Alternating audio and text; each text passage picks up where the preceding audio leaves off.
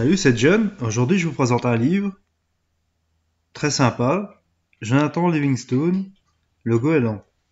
Il nous apporte une approche militaire avec une métaphore sympa et nous aide aussi à comprendre le paradigme que nous avons vécu actuel, une représentation du temps hum, militaro-politique actuel comme passé, nous apprend à comprendre les représentations du temps, de l'espace. Et c'est un livre sympa, visiblement des années 70. Je vais donc essayer de vous présenter quelques passages choisis. C'est jamais facile quand il s'agit de textes non scindés ou coupés par des conclusions ou des synthèses. Quand il s'agit de romans et autres livres poétiques, on prend que certains passages est parfois un peu incohérent sur la compréhension globale du livre. Maintenant, j'essaierai de vous apporter la substantétique moelle, si cela est possible. Au plus creux de la vague, dans le cœur serré par les angoisses du siècle, un élémentaire besoin de rêve demeure toujours. C'est alors, paraît, un mince livre exprimant en quelques pages très simples cette fin d'évasion, de beauté et de bonté. Passage suivant. Aujourd'hui, d'une Amérique désemparée par le sexe, le matérialisme et l'inquiétude, toujours dans la vie d'un pilote écrivain, dans la solitude du ciel, un instant parfait où il rencontre une certaine forme divine et géniale de l'inspiration. Il peut avoir déjà rédigé avec grand talent et publié 1000 pages, et cependant cette fois-là, et cette fois seulement, qu'il est béni par une grâce exceptionnelle. Passage suivant. Mais le Snow dans l'enchevêtrement des symboles purement britanniques, par son écriture shakespearienne en dialecte saxon des pêcheurs, ou en argot londonien de la guerre, est intraduisible dans notre langue et insaisissable par notre esprit. Le Petit Prince par la limpidité classique du style, l'architecture de l'histoire, la simplicité poétique, immaculé des images est français, purement français, accessible aux autres en tant que tel. Jonathan Le Goéland est universel, quelle que soit la philosophie, la race ou la religion du lecteur. L'enfant de 12 ans, le prêtre catholique, aussi bien que le disciple de Bergson ou le bronze oriental peuvent suivre le fil de son histoire, la comprendre et l'aimer. Le thème dépasse un cadre national d'expression et de pensée. C'est pourquoi un tel livre est si rare. Après 3 ans de clandestinité au sein de cercles restreints de lecteurs initiés, Jonathan Livingstone, le Goéland, est apparu au grand jour. Passage suivant. Plutôt qu'accepter de haïr ou même de demeurer indifférent à mon ennemi qui menace de l'autre côté du rideau de fer, bien malgré moi, j'ai compris qu'il est un homme. En quelques mois d'Europe, j'ai vécu avec des pilotes allemands, français, norvégiens, canadiens et anglais. J'ai découvert avec surprise que les Américains ne sont pas les seuls au monde à piloter des avions pour l'amour du vol. J'ai appris que les pilotes de chasse parlent tous le même langage et comprennent toujours ce qui est sous-entendu entre eux. Quel que soit leur pays, ils affrontent les mêmes vents contraires et les mêmes tempêtes du ciel. Au fur et à mesure que les jours passent, sans que la guerre éclate, je me demande si un pilote, parce qu'il vit sous un régime politique différent, peut être différent de tous les pilotes sous tous les régimes de la Terre. Cet homme mystérieux, ce pilote russe dont la vie et les pensées me sont inconnus, est dans mon esprit un homme comme moi, qui pilote un avion armé de canons et de roquettes, non parce qu'il aime détruire, mais parce qu'il a l'amour de son avion et qu'hélas on ne peut dissocier, quand il y a guerre, l'acte de tuer et celui de piloter un pur sang à réaction. Et petit à petit, je commence à l'aimer, ce pilote de l'ennemi. D'autant plus qu'il est inconnu, que l'on me dit que je n'en ai pas le droit et que personne ne témoigne qu'il y a peut-être du bon en lui alors que tant de gens condamnent ses intentions. Si la guerre éclate en Europe, jamais je ne connaîtrai la vérité sur cet homme qui chevauche un avion frappé de l'étoile rouge. Si la guerre éclate, Nous serons déchaînés l'un contre l'autre comme des loups affamés, un ami mien de mon univers, un ami pas tenté et non point un de ceux que j'imagine, tombera sous les coups de ce pilote. À cet instant, je serai dévoré par la malfaisance de la guerre et j'aurai perdu tous mes amis potentiels que sont les pilotes russes. Je me réjouirai de leur mort et serai fier de détruire leurs beaux avions avec mes roquettes et mes canons. Mais si je glisse dans la haine, je serai inévitablement un homme diminué. Si j'en suis fier, je ne mériterai pas qu'on soit fier de moi, car tuer cet ennemi sera le début de ma propre mort. Et tout cela m'attriste, dans cette nuit trop noire et trop belle pour qu'on puisse distinguer une étoile rouge de l'étoile blanche peinte sur mon avion. Texte nous laisse entrevoir Richard Bach, homme de bonne volonté, étranger sur Terre, pilote et écrivain. Il ne reste plus qu'à lire son Jonathan le Goéland avec le cœur, comme on lit une parabole d'évangile, et se sentir peut-être ensuite un peu meilleur. Pierre Klosterman, le Chesney, janvier 1973. Première partie et passage suivant. Cette façon d'envisager les choses, il ne devait pas tarder à s'en apercevoir à ses dépens, n'est pas la bonne pour être populaire parmi les autres oiseaux du clan. Ses parents eux-mêmes étaient consternés de voir Jonathan passer des journées entières, solitaire à effectuer des centaines de planées à basse altitude, à expérimenter toujours. Ils se demandaient pourquoi, par exemple, lorsqu'il survolait l'eau à une hauteur de la moitié de son envergure, il pouvait demeurer en l'air plus longtemps à moindre effort. Ces planées ne se terminaient pas par l'habituel éclaboussement que provoque sur la mer l'impact des pattes abaissées, mais par un long sillage plat lorsqu'il touchait la surface, pattes escamotées quand il se mit au milieu de la plage à atterrir sur la vente, puis à mesurer à pas compter la longueur de sa glissade sur le sable. Ses parents furent vraiment plongés dans la consternation. Mais John lui demanda sa mère, « Pourquoi, mais pourquoi t'est-il donc si difficile, John, d'être comme tous les autres membres de la communauté? Ne peux-tu pas laisser le vol en rase-motte aux pélicans et aux albatros? Pourquoi ne manges-tu pas? Fiston, tu n'as plus que la plume sur les os. » Voyons, Jonathan, lui dit non sans bienveillance son père. L'hiver n'est pas loin, les bateaux vont se faire rares et les poissons de surface gagner les profondeurs. Si étudier est pour toi un tel besoin, alors étudie tout ce qui concerne notre nourriture et les façons de se la procurer. Ces questions d'aérodynamique, c'est très beau, mais nous ne nourrissons pas de vol plané.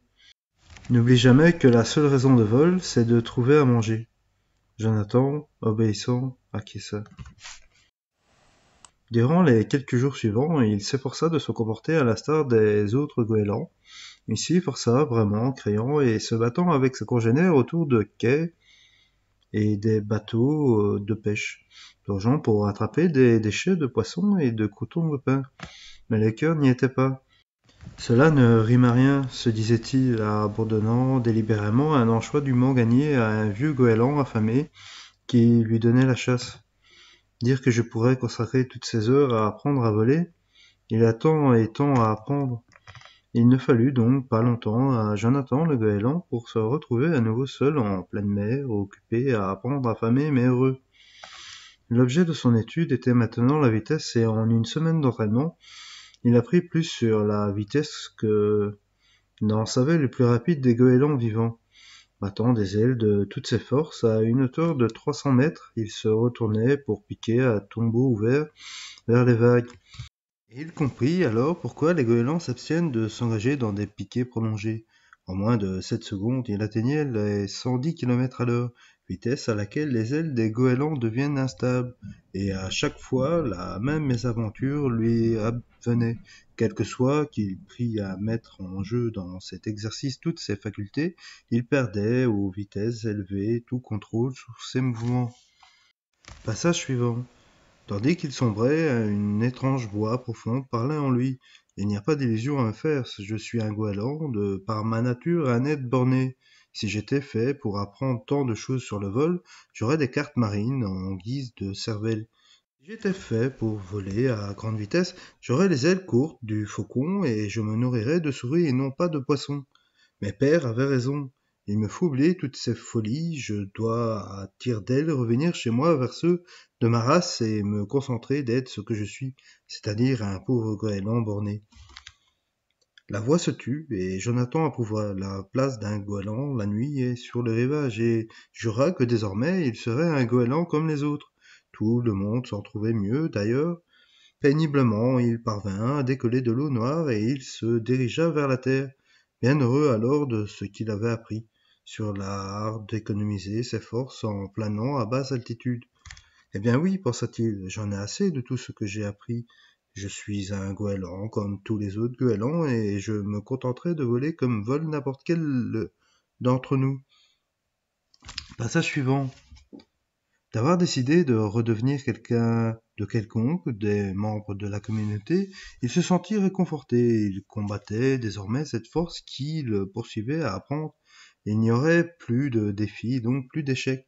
Il était enfin plaisant de ne plus penser et de voler ainsi dans le noir vers la lumière de la plage. Le noir? La voix en lui s'étrangla. Les goélands jamais ne volent dans le noir, mais Jonathan ne l'entendit pas. Tout était si beau, la lune là-haut, les lumières se reflétant sur l'eau, allumant dans la nuit comme des faisceaux de phares montrant la route. Tout était si paisible et si silencieux. Passage suivant. Voilà la solution, j'étais stupide. Tout ce dont j'ai besoin, c'est d'une aile minuscule. Tout ce qu'il me faut faire, c'est replier la plus grande partie de mes ailes et ne voler qu'avec l'aide des seules extrémités. Des ailes courtes. Et il se hissa derechef à 600 mètres au-dessus de l'océan sombre et sans se laisser arrêter un seul instant par l'éventualité d'un échec ou même de la mort. Il plaqua, serré contre son corps, la partie antérieure de ses ailes, ne posant à l'air que la mince lame de ses rémiges, et piqua la verticale vers les flots.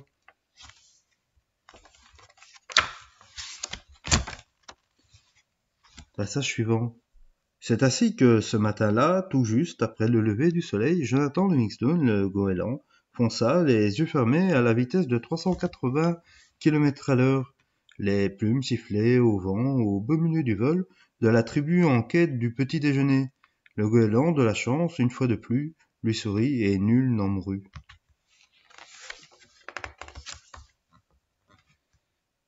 La voix de l'ancien, alors qu'il clamait ces paroles, était hautement cérémonieuse. Être invité à se tenir debout au centre de l'assemblée ne pouvait signifier que grande honte aux grands honneurs. Le cercle d'honneur était, pour les goélands, le mode traditionnel pour désigner le chef de rang élevé.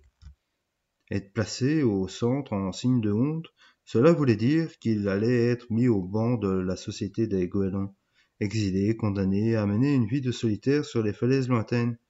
La vie, c'est peut-être pour toi l'inconnu et l'insondable, mais nous sommes mis au monde pour manger et pour demeurer vivants aussi longtemps que possible. Passage suivant.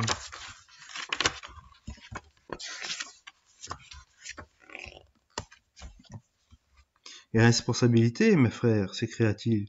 Qui donc est plus responsable que le goéland qui découvre un sens plus noble à la vie et poursuit un plus haut dessein que ceux qui l'ont précédé? 1000 années durant, nous avons joué des ailes et du bec pour ramasser des têtes de poissons, mais désormais nous avons une raison de vivre. Apprendre, découvrir, être libre. Offrez-moi seulement une chance de vous convaincre. Laissez-moi vous montrer ce que j'ai découvert. Ce fut comme si Jonathan eût parlé à des pierres. La fraternité rompue. Étonnèrent en chœur les goélands et, unanimes, faisaient solennellement les sourdes oreilles. Ils tournèrent le dos à Jonathan. Jonathan, le goéland, s'en alla passer bien au-delà des falaises lointaines, solitaires. Le reste de ses jours, son unique chagrin, il ne le devait pas à la solitude, mais au fait que les autres goélands ne voulaient pas croire à la gloire du vol, au fait qu'ils se refusaient à ouvrir les yeux et à voir. Passage suivant. De partis, je n'en ai point, les miens, je les ignore, je suis un exclu. Tenez-vous, voyez bien, nous voulons à la crête des grandes ondes de la montagne. Encore quelques dizaines de mètres d'altitude et il me faudra rencontrer à hisser plus haut ma vieille carcasse. Mais non, Jonathan, tu peux t'élever davantage encore, car tu as voulu apprendre, ton apprentissage élémentaire est terminé et il est temps pour toi de passer à une autre école. Jonathan le goéland avait eu l'intuition toute sa vie durant qu'un jour elle s'illuminerait de cet instant unique. Oui, il avait raison, il volerait ainsi plus haut encore et le moment était bien venu pour lui d'aller vivre dans sa vraie patrie.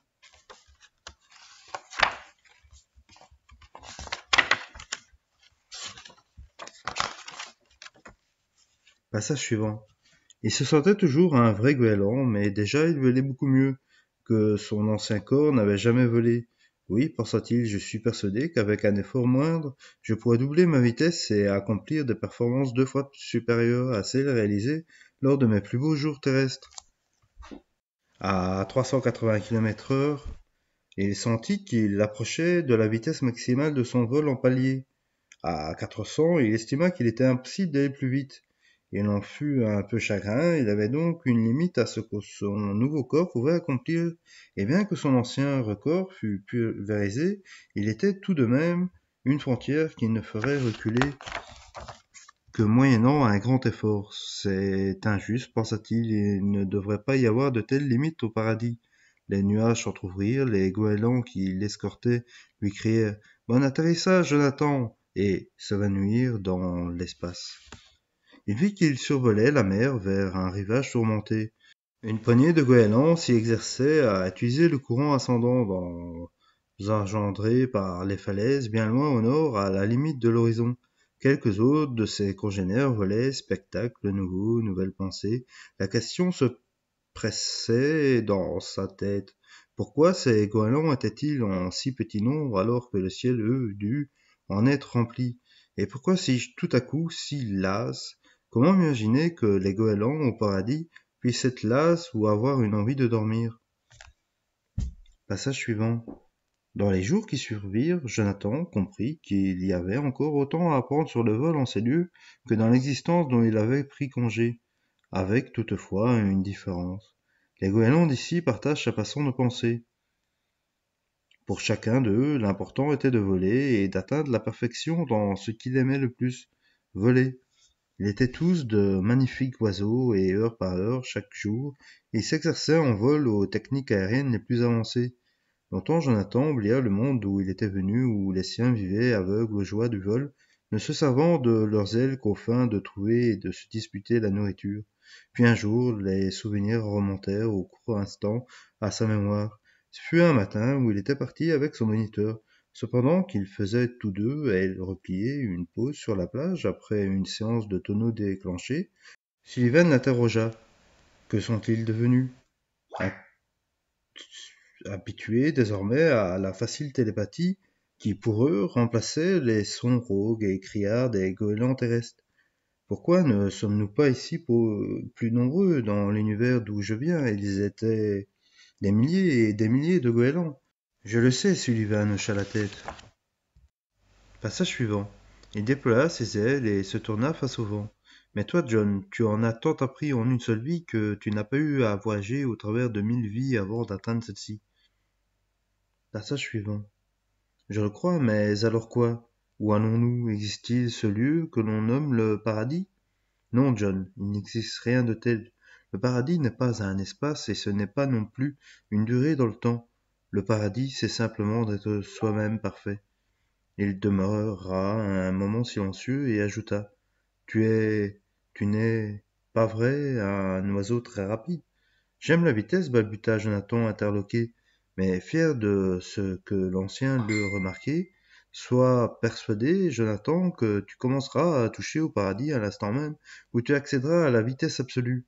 Et cela ne veut pas dire au moment où tu voleras à 1500 km à l'heure ou à 1500 000 km à l'heure, ou même à la vitesse de la lumière, car tout nombre nous limite et la perfection n'a pas de borne.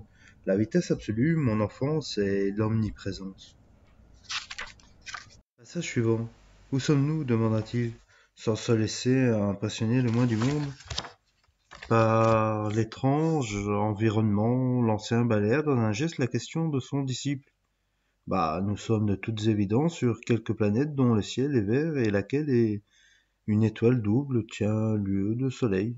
Jonathan pensa à un cri de victoire qui était aussi le premier son émis par lui depuis qu'il avait quitté la Terre. Ça marche, ça marche. Oui, bien sûr, ça marche, John, dit Chang. Ça marche toujours lorsqu'on sait ce que l'on fait. Et maintenant, voici comment te contrôler totalement. À leur retour, il faisait nuit. Les autres goélands fixaient respectueusement Jonathan de leurs yeux d'or, car ils l'avaient vu disparaître de l'endroit où il était resté si longtemps immobile. Il ne supporta pas plus d'une minute leurs félicitations. Je suis ici de nouveau venu, et je suis un débutant. C'est moi qui ai tant à apprendre de vous. Je me le demande, John, dit Sullivan, qui se tenait près de lui. Apprendre te fait moins peur qu'à aucun des goélands que j'ai rencontrés depuis 10 000 ans. Le silence tomba sur le petit groupe. Jonathan, embarrassé, se demandait d'une patte sur l'autre. Nous pouvons désormais, si tu le désires, nous mettre à travailler sur la durée, dit Chang, jusqu'à ce que tu sois capable de survoler le passé et l'avenir, et c'est alors que tu seras prêt à entreprendre le plus difficile, le plus puissant, le plus merveilleux de tous les exercices. Tu seras prêt à prendre ton vol pour aller là-haut connaître l'essence de la bonté et de l'amour. Un mois ou quelques périodes qui lui donna l'impression de correspondre à une durée d'un mois passa, et Jonathan en prenait avec une effrayante célérité. Il avait toujours tiré très vite la leçon des faits et maintenant devenu le disciple attiré de l'ancien en personne. Il assimilait les notions nouvelles comme le fait un ordinateur ailé. Vint alors le jour où Chiang disparut. Il conversait tranquillement avec eux tous, les exhortant à ne jamais mettre fin à leur poursuite de la connaissance, à leur entraînement physique, à leur effort, en vue de comprendre le principe invisible de toute vie parfaite. Alors qu'il parlait, ses plumes devinrent de plus en plus étincelantes jusqu'à ce que l'éblouissement fût tel que tous les goélands baissèrent les yeux. Jonathan, et ce furent là ses dernières paroles, continue à étudier l'amour. Lorsqu'ils purent ouvrir les yeux, Chang n'était plus là. Au fil des jours, Jonathan se surprenait de plus en plus à penser à la terre d'où il était venu. S'il avait connu le dixième, la centième partie de ce qu'il savait ici, combien sa vie s'en serait trouvée enrichie. Il demeurait posé sur le sable, se demandant s'il n'y avait pas quelque part là-bas un goéland luttant pour échapper à la servitude, entrevoyant lui aussi dans le vol autre chose qu'un moyen de locomotion permettant d'aller ramasser un crouton de pain jeté d'une barque. Peut-être même y en avait-il un autre, réduit à la condition d'exclu, pour avoir proclamé sa vérité face au clan. Plus Jonathan apprenait à pratiquer la bonté, plus il s'appliquait à comprendre la nature de l'amour. Plus profond était son besoin de retrouver sur la terre, car en dépit de son passé solitaire, Jonathan le goéland était un apôtre-né, et pour lui démontrer l'amour, c'était transmettre à un goéland trébuchant, dans la solitude, à la recherche de la vérité, un peu de cette vérité que lui, Jonathan, avait découverte. Son ami Sullivan, désormais adepte du vol, à la vitesse de la pensée et partisan, lui aussi, de l'aide à autrui, se montrait sceptique. John, tu as été jadis banni. Pourquoi crois-tu que l'un quelconque des goélands que tu as autrefois connus t'écouterait à présent? Tu connais le proverbe et il est véridique. Le goéland voit plus loin que vole le plus haut. Les goélands du pays dont tu viens restent accrochés au sol à pousser des cris rauques et se battent entre eux. Ils sont à 1000 lieues du paradis et tu espères pouvoir leur en montrer le chemin. John, ils ne voient pas plus loin que le bout de leurs propres ailes. Reste avec nous, êtes nos petits nouveaux, ils sont les seuls goélands à planer assez haut pour comprendre ce que tu as à leur dire. Il se tut un instant avant d'ajouter: Qu'aurais-tu dit si Chang s'en était retourné vers ses anciens mondes à lui? Où en serais-tu aujourd'hui? L'ultime argument porta, Sullivan avait raison, les goélands voient plus loin qu'ils volent le plus haut. Jonathan demeura donc à travailler avec les oiseaux nouveaux venus, tous très intelligents et prompts à assimiler l'enseignement qu'il leur dispensait. Mais la nostalgie qu'il avait éprouvée lui revenait souvent, et il ne pouvait s'empêcher de songer qu'il avait peut-être là-bas sur Terre un ou deux goélands capables, eux aussi, de comprendre combien plus savants eux ils étaient à présent si Chang était venu à lui le jour même de son bannissement. Sully, je dois m'en retourner, finit-il par dire un jour. Tes élèves font merveille, ils peuvent t'aider à perfectionner les nouveaux venus. Passage suivant. Jonathan, soyons sérieux, qu'essayons-nous d'attendre chaque jour? Si notre amitié ne dépend que de notions telles que l'espace et le temps, alors quand finalement nous aurons transcendé l'espace et le temps, notre fraternelle amitié sera détruite. Si c'est ainsi que nous concevons l'espace, tout en nous sera limité. Si nous concevons ainsi le temps, seul nous restera l'instant présent. N'es-tu pas convaincu que nous pouvons nous rencontrer quand même une fois ou deux dans le temps et dans l'espace? Sullivan le Goéland ne put s'empêcher de rire. Folle oiseau que tu es, fit-il gentiment. Si quelqu'un s'avère un jour capable de montrer à un oiseau posé sur le sol comment voir à 1500 mètres, ce sera Jonathan Livingstone, le Goéland. Il baissa les yeux vers le sable. Au revoir, John. Au revoir, mon ami. Au revoir, Sully. À bientôt donc. Et alors Jonathan se concentra en pensée sur l'image des grands rassemblements de goélands survolant les rivages d'antan, et avec l'assurance que donne l'habitude, il connut une fois encore qu'il n'était pas plume et os, mais liberté et espace, que rien au monde ne pouvait plus limiter. Fletcherling, le goéland, était très jeune encore et convaincu qu'aucun oiseau n'avait jamais été traité aussi durement que lui ou avec autant de justice par aucune communauté. Peu m'importe ce qu'ils disent, pensait-il, farouche, et sa vue se brouillait de larmes cependant qu'il volait vers les falaises lointaines. Le vol, c'est tellement d'autres choses que de sautiller d'un point à un autre en battant des ailes.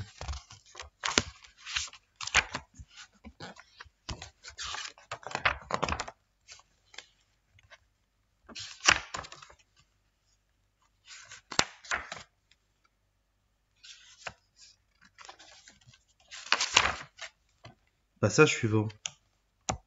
La nouvelle se répandit dans la communauté comme une traînée de poudre. Ces oiseaux sont exclus et ils sont revenus, et cela est impensable. Les prophéties de Fletcher, l'éventualité d'un effondrement, s'évanouirent dans la confusion générale du clan.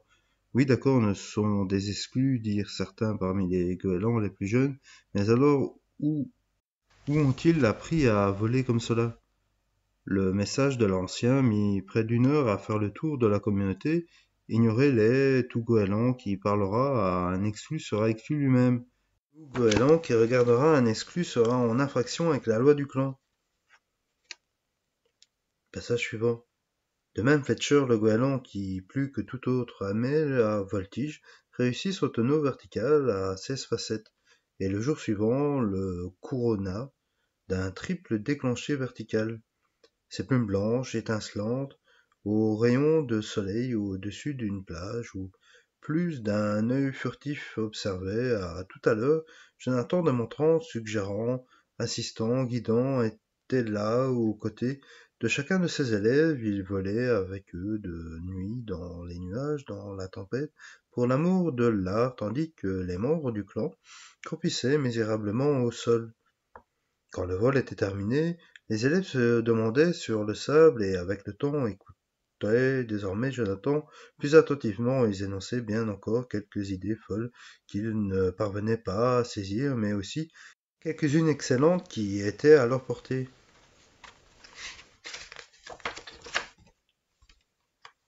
Passage suivant. Ce fut un mois après le grand retour que le premier goéland de clan passa la ligne de démarcation pour demander à apprendre à voler. Par ce geste, Terence Lowell, le goéland, devint un oiseau condamné, portant le stigmate des exclus, et par surcroît le 8e élève de Jonathan.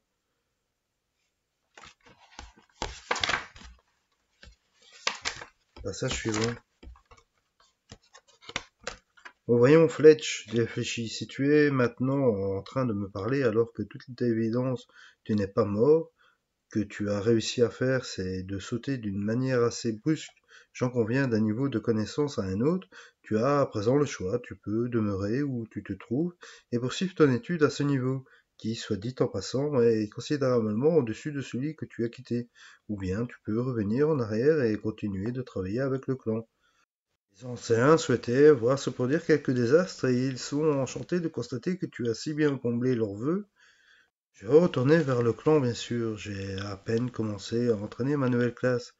Fort bien, Fletcher, tu comprends maintenant ce que je voulais dire à propos du corps qui n'est rien d'autre qu'un effet de la pensée. Passage suivant. Comment se fait-il, fit observer Jonathan, rêveur, que la chose la plus difficile du monde ce soit de convaincre un oiseau de ce qu'il est libre, de ce qu'il peut, s'en convaincre aisément s'il consacre une partie de son temps à s'y exercer? Pourquoi faut-il que cela soit si difficile? Les paupières de Fletcher battaient encore, ses yeux s'ajustaient au nouveau décor. Par quelle magie avons-nous été transportés ici? Tu as voulu échapper à ces imbéciles, n'est-il pas vrai? Oui, mais comment avez-vous? Il en va de cela comme de toute autre chose. Fletcher, question d'entraînement. La matinée ne s'était pas écoulée que le clan avait déjà oublié sa crise de démence, mais Fletcher, lui, n'avait pas oublié. Vous souvenez-vous, Jonathan, de ce que vous avez dit il y a bien longtemps à propos de votre amour de la communauté, assez fort pour vous pousser à retourner vers elle, l'aider à apprendre? Oui, bien sûr, je comprends pas comment vous faites pour aimer cette racaille à plumes qui vient tout juste de tenter de vous tuer. Oh Fletch, ce n'est pas cela qu'il s'agit d'aimer. Tu n'aimes ni la haine ni le mal, c'est évident. Il faut t'efforcer à voir le goéland véritable, celui qui est bon, en chacun de tes semblables et à les aider à découvrir en eux-mêmes. C'est là ce que j'entends par amour. C'est au fond un bon tour de leur jouer lorsqu'on sait s'y prendre. Je me souviens par exemple d'un jeune oiseau intraitable. Il s'appelait Fletcher Lind, le goéland, issu de fraîche date, prêt à lutter à mort contre le clan et qui commençait à bâtir sur les falaises lointaines son propre enfer d'amertume, et que voici aujourd'hui échafaudant son propre paradis et qui va mener vers ce paradis toute la communauté. Fletcher se tourna vers son maître et dans son œil passa une lueur d'effroi. Moi, guider autrui? Que voulez-vous dire en parlant faire de moi le guide? Ici c'est vous, vous n'avez pas le droit de partir. Ah vraiment? Ne penses-tu pas qu'il puisse y avoir d'autres clans, d'autres Fletcher qui, plus que ce clan-là, et que ce Fletcher-ci, ont besoin d'un maître capable de les guider vers la lumière?